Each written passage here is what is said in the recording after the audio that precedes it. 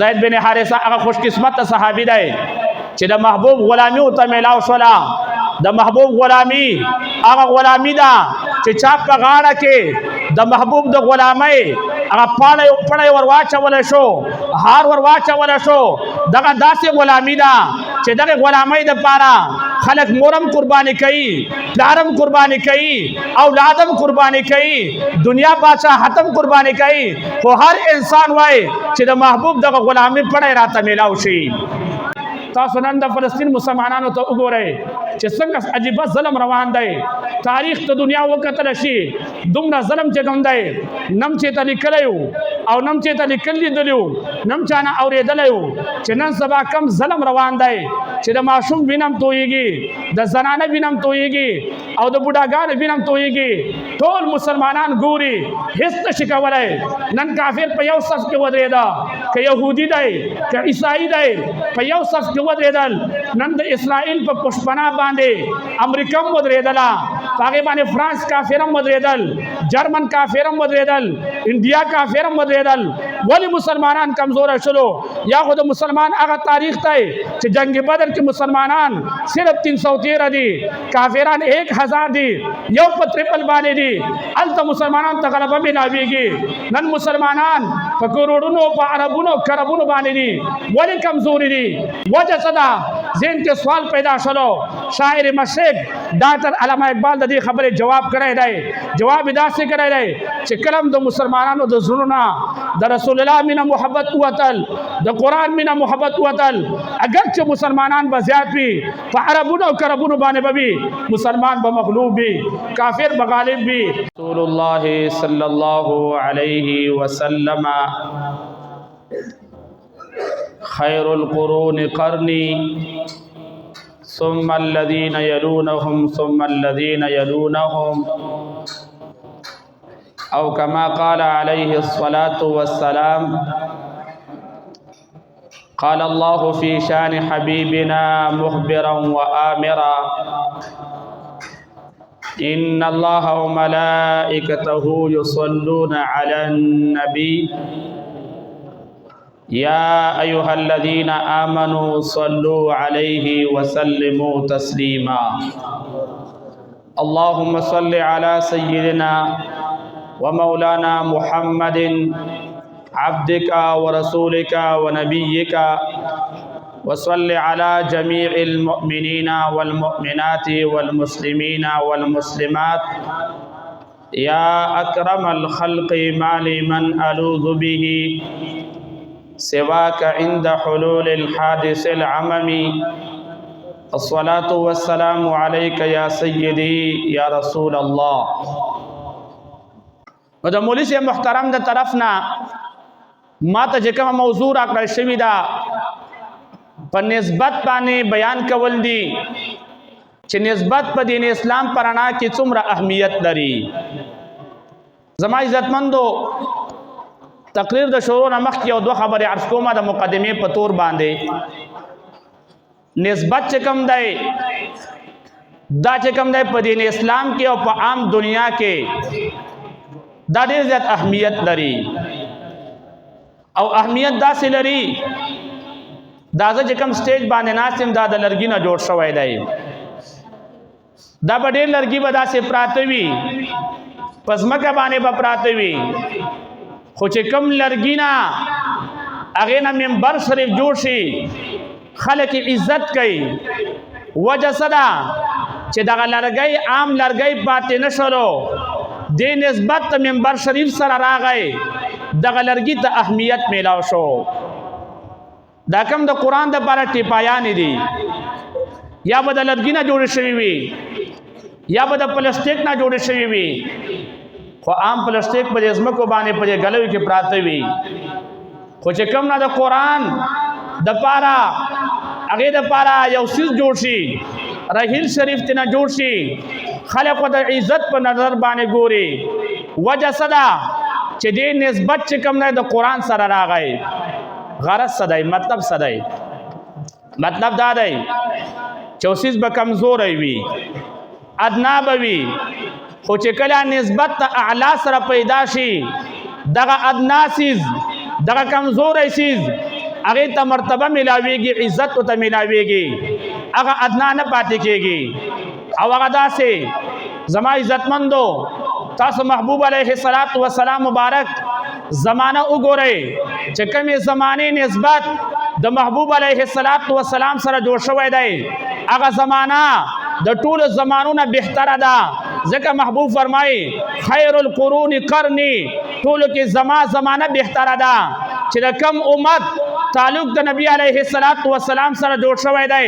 هغه امت چې کوم دی هغه بهتر جوړ شوی دی دغه چې کوم زنانو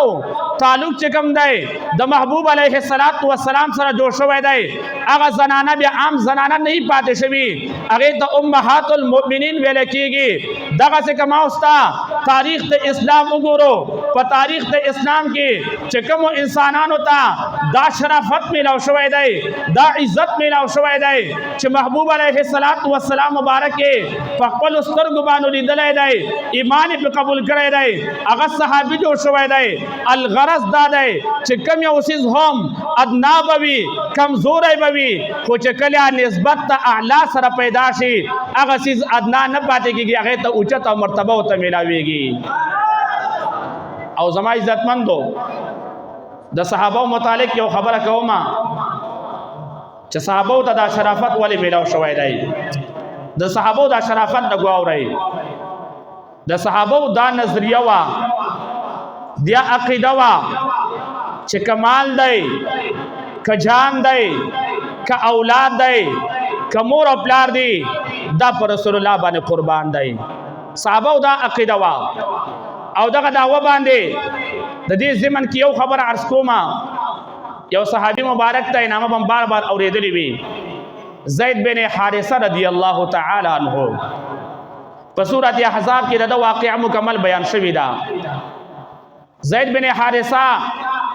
رضی الله تعالی عنہ دا هغه صحابي دی چې د نبی علیه الصلاۃ والسلام مبارک متبناو مو بولی والا بیٹا چې نبی علیہ السلام ته خپل زوی فرمایلی یو د دې صحابي مبارک واقعه ډیره عجیبه ده خو چې انسان د زړه په سترګو باندې واوري زید بن حارثه رضی الله تعالی عنہ د یمن یو قافله را روانه ده د یمن په قافله کې د هغه قافلې نه بېدرکه شلو ورک شلو د عربو دا یو طریقه او طرزو چې کله به څوک بېدرکه شلو هغه په غلامۍ باندې خرڅېده زید بن حارثه رضی الله تعالی عنہ په غلامۍ باندې خرڅېږي یو کس واخلي هغه په ګران قیمت باندې خرڅ کی بل کس واخلي بل په ګران قیمت باندې خرڅ کی حتی چې د زید بن حارثه مکه معظمه کې خدیجه الکبرى رضی الله تعالی عنها مبارک واخسته او نبی علیہ الصلوۃ والسلام مبارک کیا د خدمت لپاره وقف کو او زما عزتمندو زید بن حارثه هغه خوش قسمت صحابي دی چې د محبوب غلامی او ته ملاو شولا د محبوب غلامی هغه غلامی دا چې چا په غاړه کې د محبوب د غلامۍ هغه پړی ورواچول شو هار ورواچول شو دغه داسې غلامی دا چې دغه غلامۍ دپاره خلق مورم قربانی کوي پلارم قربانی کوي اولادم قربانی کوي دنیا بادشاہتم قربانی کوي خو هر انسان وای چې د محبوب دغه غلامی پړی راته میلاو شي زید بن حارثه رضی الله تعالی عنہ هغه د نبی علیه الصلاۃ والسلام مبارک غلام جوړ شو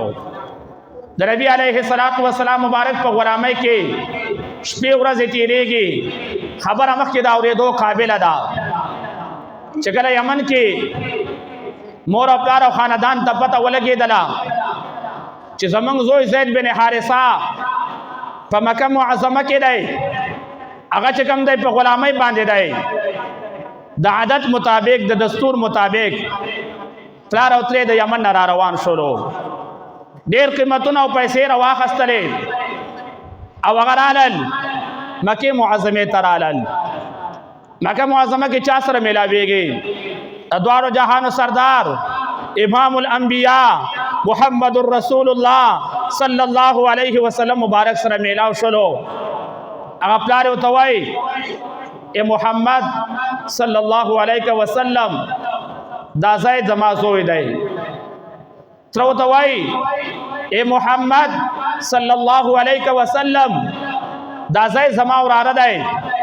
موږ د یمن نه ځان سره پیسې او قیمتونه راوړي دي دا پیسې واخله او د غلامۍ نه آزاد کا محبوب مبارک رحمت للعالمین دی محبوب ته فرمایي اے د الله بندگانو پیسې د نه غواړم قیمتونه د نه غواړم خو دومره خبره ده چې د زید خوخه ده که د تاسو سره ځي نو تاسو سره د لاړ شي خو په زور د سره نشم لېږلی پلار ترې خوشحاله شولو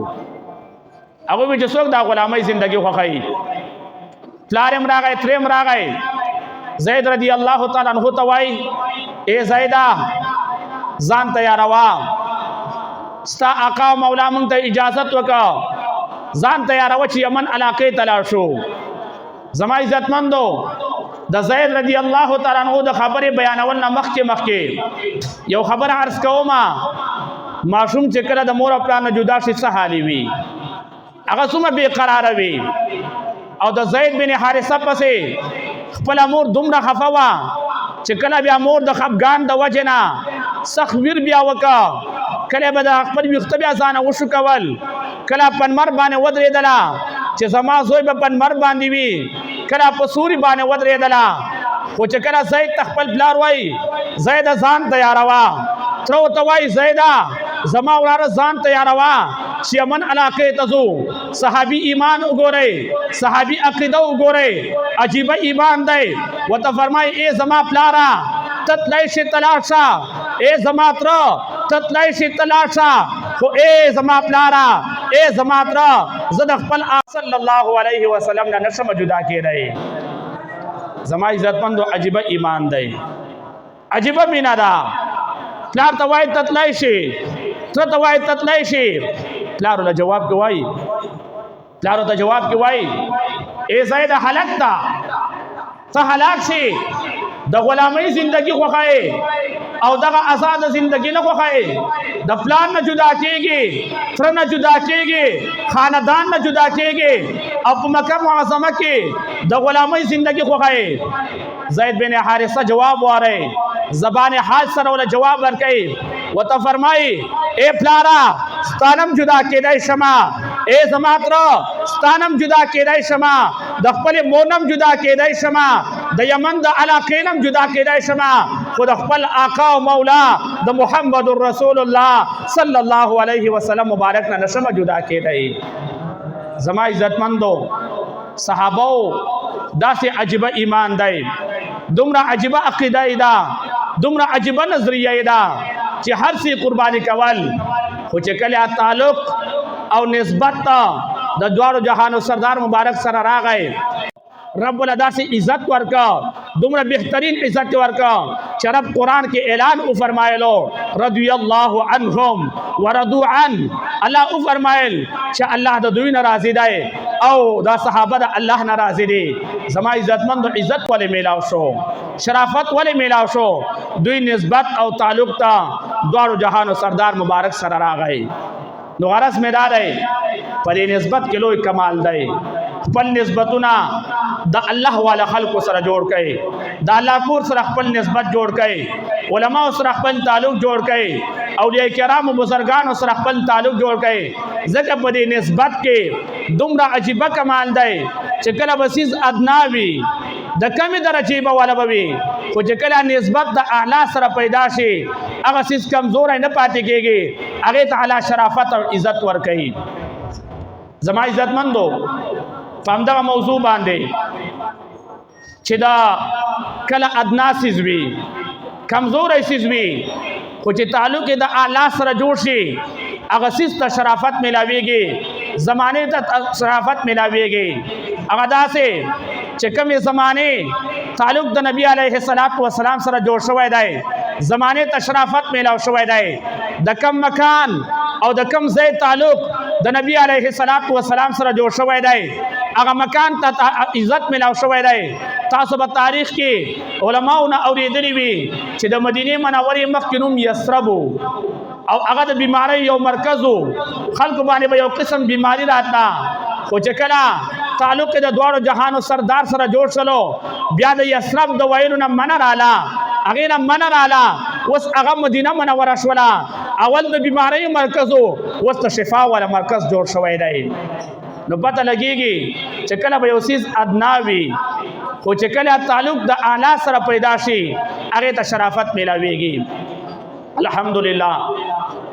ډېر زیات خوش قسمت ای ډېر د لوی بخت خاوندانې چې د بچو تعلق هم د قرآن سره دی د بچو تعلق هم د علماو سره دی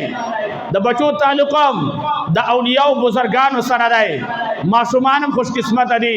ځوانان هم خوش قسمت دي دا سپینګری او مشران هم خوش قسمت دي چې تعلق هم د الله کور سره دی د الله کلام سره دی د علماو سره هم تعلق دی د اولیاء کرامو سره هم تعلق دی او په همدغه مضمون باندې خبره کوم الله قرآن کې فرمایي یا ایها الذین آمنوا اتقوا الله وکونوا مع الصادقین د دې آیت کریمه ترجمه او تفسیر کوم په دې باندې ځان پوهیدل پکار دي الله فرمایي یا ایها الذین آمنوا اتقوا الله الله فرمایي اے مؤمنانو اے مسلمانانو اے د ایمان خاوندانو اتقوا الله تاسو الله نه ویریږئ زما عزتمنو د آیات ساتئ ایمان یو داسې لوی نعمت دی دومره بهترین نعمت دی چې هر نعمت بیا نعمت ایمان ته نه رسیږي ځکه دلته الله خطاب فرمایلی دی عام انسان ته خطاب نه فرمایلی الله فرمایي یا ایها الذین آمنو اے مؤمنانو اے د ایمان خاوندانو اتقوا الله تاسو د الله نه ویریږئ او زما عزتمندو دا الله یاره دا ضرور ده او دا الله یاره څنګه ضرور ده داسې نه چې نن د مولوي صاحب او د دې علماو کرامو په مخ کې ناست یو الله نه بیریږو نه الله نه یره پکار ده چې انسان ځان لویم الله نه بیریږي چې مجلس کې ناست یم د الله نه بیریږي که کاروبار کوي د الله نه بیریږي که بازار کې ویم د الله نه بیریږي که په کور کې د خپل بچو سره ناست یم الله نه بیریږي الله فرمایي یا ایها الذین آمنو اے مومنانو اے مسلمانانو اتقوا الله تاسو الله نه ویریږئ ځکه د الله یاره راولئ او بیا څه فرمایي وکونوا مع الصادقین وکونوا مع الصادقین او تاسو د رښتونکو خلکو سره شئ تاسو د رښتونکو خلکو په صف کې ودرېږئ تاسو د نیکانو په صفونو کې ودرېږئ زما عزتمندو کله هم دی آیات کریمه ته سوچ وکړه مفسرین ته ډېر عجیبه استدلال کوي یو الله فرمایي چې اے مؤمنانو ای د ایمان خاوندانو یو د ایمان ذکر وشلو دویم ذکر د تقوا وشلو الله فرمایي اتقوا الله الله نه ویریږئ او دریم فرمایي وکونوا مع الصادقین تاسو د صادقین خلکو سره شئ تاسو رښتونکو خلکو سره شئ علما استدلال کوي چې یو ایمان دی او بل تقوا ده ایمان او تقوا په څه باندې بچ کېږي د ایمان او تقوا دپاره د بچ کېدلو دپاره اهم ذریعه څه ده علما استدلال کوي چې اول الله د ایمان ذکر وکړه بیا د تقوا ذکر وکړه او بیا یې وفرمایل وکونوا مع الصادقین تاسو رښتونکو خلکو سره شئ رښتونکو خلکو نه مراد نن سبا علما اولیاء کرام بزرگان ته نه مرادي علما استدلال کوي که انسان وایي چې زما ایمان بچي اولیاء کرام سره دي شي که انسان وایي چې زما عمل او تقوا دي بچي هغه د بزرگان او د اولیاء کرام سره شي نو زما عزتمندو که ایمان بچيږي دام د اولیاء کرام په ناسته باندې بچيږي که انسان تقوا بچيږي څنګه کتا سو ګورئ په نن سبا دور کې دا کوم بزرگان دي اولیاء کرام دي دا خو د لوی بخاوندان دي ځکه چې د الله سره تعلق دی خو یو خبره ډېره کومه دا واورئ زما عزتمندو خبره دا ده چې د ولایت دپاره د بزرګۍ دپاره تقوا شرط ده ولی هغه ولی دی پیر هغه پیر دی چې هغه کې د الله یره او تقوا پکې موجود وي چې کله په دې مرتبه باندې وي دا متقی انسان دا ولی اولاد دی او کنه دا ود پیری کوي او هغه چې کوم دی خلاف شرع عمل کوي یا چې کوم دی د شریعت نه خلاف اعمال کوي من اهل سنت والجماعت داغه سره تعلق نشته دی زمنګ د اهل سنت والجماعت تعلق د هغه پیرانو سره دی هغه اولیاء کرامو سره دی د هغه بزرګانو سره دی چې کوم د قران په پیمانه باندې برابر وي د حدیث په پیمانه باندې برابر وي دغه خلق صادقین دي دغه خلق رښتون کې دي الله د دوی متعلق فرمایي یا ایها الذین آمنوا اتقوا الله وکونوا مع الصادقین الله فرمایي اے مؤمنانو اے زما بندگانو تقوا اختیار کړئ وکونوا مع الصادقین تاسو رښتون کو خلق سره شئ تاسو د نیکانو په صف کې ودرېږئ او الحمدلله موږ په دې خبره باندې د الله شکر ادا کوو چې زمونږ د اهل سنت والجماعت تعلق ته نن سبا اولیاء کرامو سره دی هغه بزرګانو سره هم دی د هغې پیرانو سره هم دی چې هغوی په سرونو باندې پټکي وي په مخ باندې ګیره پرېخوستې وي خلاف شرع عمل نه کوي په دې باندې زمونږ فخر کوو بعضې دا نن سبا د میډیا دور دی بعضې پیران وي د پیرۍ دعوه کوي خلاف شرع عمل کوي موږ اهل سنت والجماعت د هغې چې کوم دی نه تابعدار یو نه د هغوی په صف کې ودرېږو موږ د هغه خلکو سره ودرېږو چې الله قرآن کې فرمایي چې اتقوا الله د الله نه ویریږئ وکونوا مع الصادقین او تاسو رښتونکو خلکو سره شئ او په همدغه مضمون باندې بل د 11 سپارې آیات دی الله فرمایي الا ان اولیاء الله لا خوف علیهم ولا هم يحزنون الذين آمنوا وكانوا يتقون زکه زما عزت مندو چې چاند دغه دواړو آیاتونو ترجمه زده کړه په مفهوم باندې پوه شلو هغه بیا د صحیح اولیاء کرامو بزرګانو سره هغوی سره چې کوم دی د هغوی لمن راټینګولی شي الله فرمایي الا خبردار ان اولیاء الله بېشکه دوستان د الله تعالی چې کوم د الله په دوستۍ باندې نیولې دي لا خوف علیهم دوی باندې به هیڅ قسمه یره به نه وي ولا هم یحزنون او نه به دوی غمجن شي خو بیا الله فرمایي چې الذین آمنوا وکانوا یتقون الله په خپله باندې د اولیاء کرامو تعریف کړی دی چې ولی هر یو کس ولی نه دی ولی هغه کس دی الذین آمنوا چې هغه به مؤمنان به وي ایمان په مرتبه باندې به فائز وي وکانو یتقون او دوی به تقوا اختیار کړي وي نو زما عزتمندو په نن سبا دور کې هم که انسان وایي چې ما ته مرتبه میلاو شي زه د اوچتې مرتبې والا شمه هغه د تعلق چې کوم دی د اولیاء کرامو سره جوړ کړي بزرګانو سره دې جوړ کړي علماو سره خپل تعلق جوړ کړي که د مرتبه کم هم وي کمې مرتبې والا وي الله به د مرتبه اوچته وګرځوي او د دې نه په خپله اندازه ولګوئ چې 15مه سپاره کې یو واقعه راغلې ده واقعه د اصحاب کهفو اصحاب کهف واقعه تاسو بار بار اورېدلې ده د اصحاب کهف په واقعه کې دا ډېره عجیبه واقعه ده واقعه داسې وه چې هغه داسې واقعه وه چې یو ظالم بادشاه دی او د هغې ظالم بادشاه نه 15 چې کوم دی یا 9 کسان دي او هغه د الله والا خلکو د الله دوستانو هغوی چې کوم دی هغې ظالم بادشاه د شرک نه بچ کېدلو دپاره یو غار کې پناه واخیستله په هغه غار کې دوی پناه واخیستله 6 کسان دا و یو سره شپونکی یو ځای شو ټول 9 کسان جوړ شولو په غار کې پناه واخیستله خو زما عزتمندو خبره دا واورئ انسانان 9 کسان دي د مسلمانانو د قول مطابق دوی سره اتم څوک دی وثامنهم کلبهم الله فرمایي وثامنهم کلبهم دوی سره اتم کس کم دی کلبهم سپی د دوی دی زما عزتمندو سپی چې کم دی زمونږ دین اسلام پر رڼا کې عام چې کم دی په خلکو په نظرونو کې دا نجس العین دی دا یو پلیس چیز دی خو چې کله د سپي تعلق ته اولیاء کرامو سره راغی رب فرمایي وثامنهم کلبهم اتم د دوی چې کم دی کلبهم سپی د دوی دی سپی د دوی دی د کلبهم دا اضافت هم ضمیر ته وشلو الله فرمایي چې اتم د دوی سره سپی د دوی دی علما استدلال کوي چې د اولیاء کرامو سره تعلق ته یو سپی راغی یو حیوان دی زما استا نظر کې دین اسلام پرانا کې یو نجس سیز دی پلیس سیز دی خو چې کله تعلق ته اولیاء کرامو سره راغی رب داغه ذکر کړی دی کوم الفاظ باندې کړی دی چې رب فرمایي وثامنهم کلبهم اتم د دوی چې کوم دی سپی د دوی دی نو رب نسبت دوی ته وکړه پته ولګېدله چې یو مسلمان وي موحد وي د نبی علیه السلام امتی وي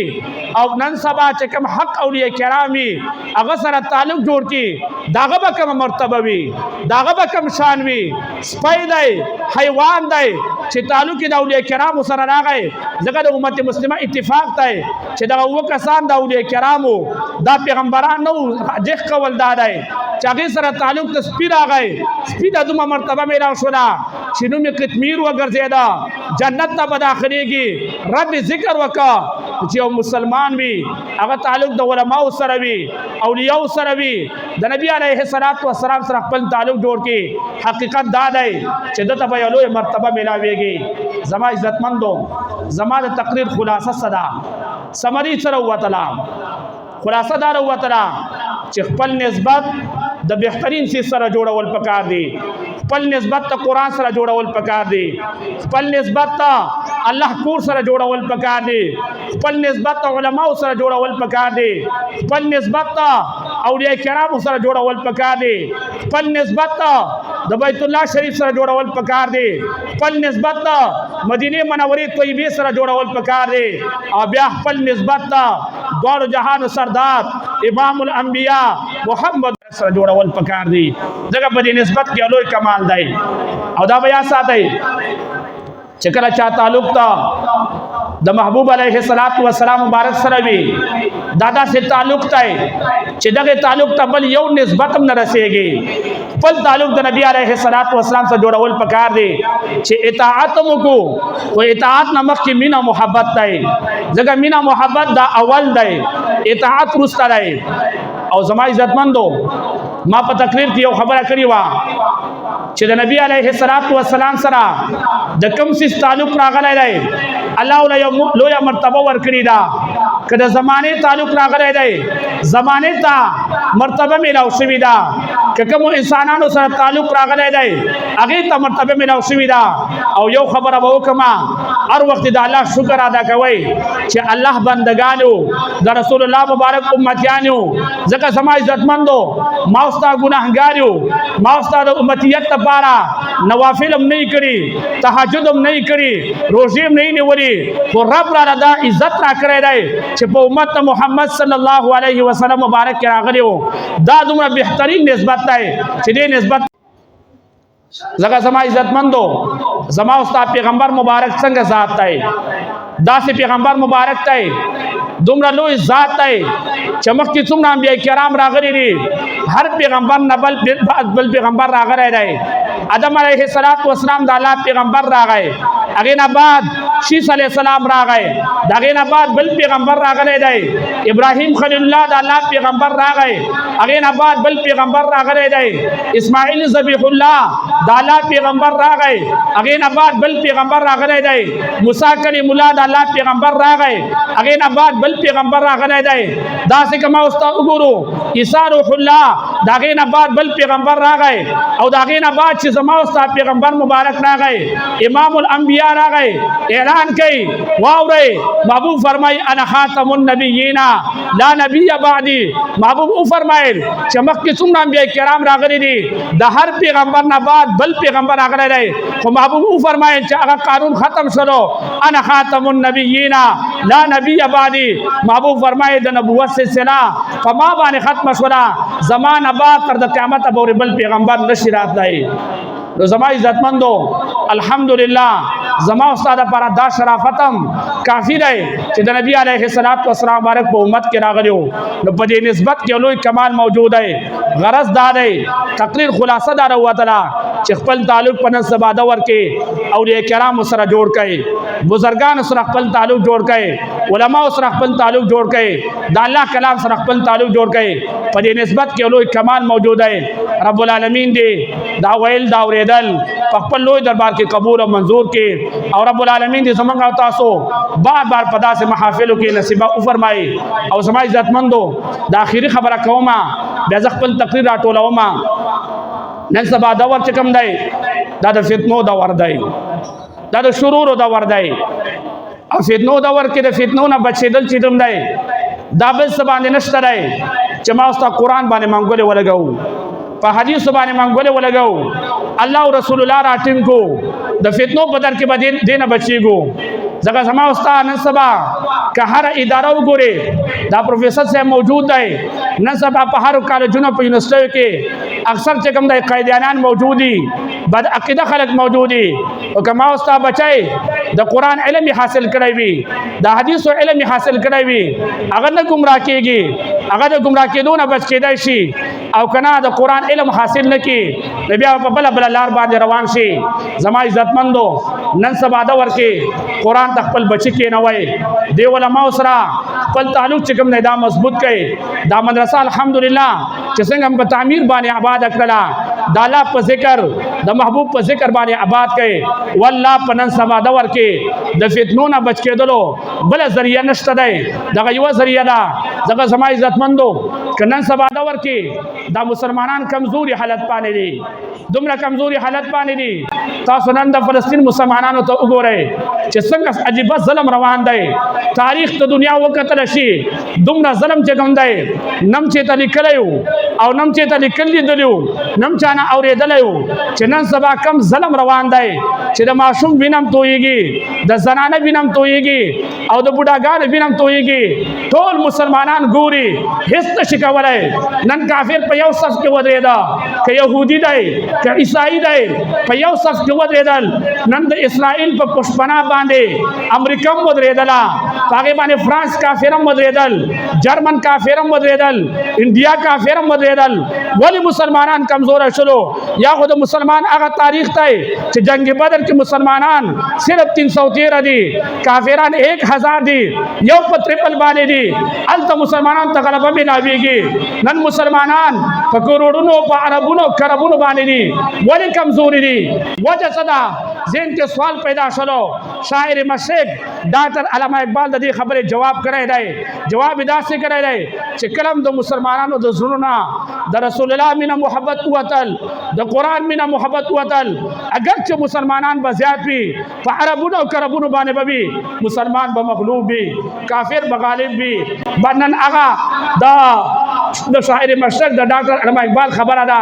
نن زما استا پړه کې هغه د رسول الله مینه محبت نشته دی صرف زبان والو صرف د لسان والو هغه عملی محبت نشته دی چې کوم صحابو کې موجودو کم تابعینو کې موجودو زما عزتمندو عرض دلارما سکول په وای علما د سکول خلاف نه ک پرایویټ سکول نه په وای کا د جونه یونیورسيټي په وای ک سرکاري وای وګ عرض می دادای چې خپل بچي قرآن تکې نه وای صرف قرآن په ناظره باندې نه چې قرآن ترجمه او تفسیر زده احادیث باندې پوښي او د داسې علماء سره کې نه چې د الله او د رسول الله مینه محبت ته توخای الہ العالمین دی دا ویل دا اوریدل د مسلمانانو دا اجتماع او الحمدلله په هر کال باندې د دې محلي والا او د مولوی صاحب عطرحمان مولوی صاحب چې د علاقې سره یو مینه محبت او اخلاص ته په هر کال باندې ډېر په اخلاص سره پروګرام جوړي رب العالمین دې په عمرونو کې برکتونه نازل کړي او چې څوک د دې مسجد سره تعاون کوي مالی تعاون کوي بدني تعاون کوي کوم علما په کې درس او تدریس کوي او چا خپل بچی را لګري دي الہ العالمین دې ټول دنیا او د آخرت دواړو خوشاله نصیب کړي